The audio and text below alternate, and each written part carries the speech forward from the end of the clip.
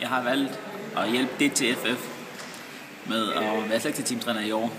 Da jeg tidligere har haft erfaring med selektiv-team, og jeg synes, det er en udfordrende opgave, hvor jeg får mulighed for at arbejde med de bedste spillere fra Danmark.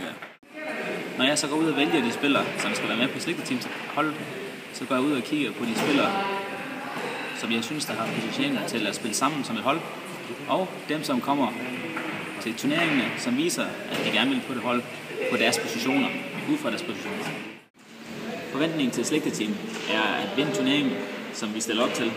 Selvfølgelig skal vi spille god gang fodbold, og holdet skal have en god moral med god kommunikation og et godt sammenhold. Jeg har tidligere været selektiv-teamtræner, og der har jeg gode erfaringer fra både under 21 og selve over 21 holdet. De turneringer, vi har stillet op til, har vi trods alt været gode. Af og til har vi været uheldige, og vi har tabt. Vi har også vundet vi har vundet 2 af dem, tror jeg, i alt. Hvor under 21 vandt suveræn, kan jeg huske, den ene. Vi havde målscore på 21-0, og over 21, det gik vi igennem, hvor vi slog alle holdene og vandt pokalen 3 år i træk.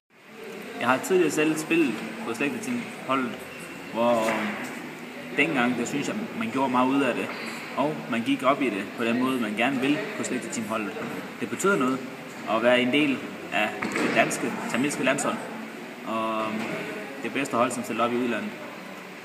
Jeg håber og ønsker, at sådan bliver det også i fremtiden, at de bedste spillere er klar til at spille, og vil vise, at vi i Danmark stadigvæk har nogle gode spillere, og vi fortsætter med at udvikle spillere på det højeste plan.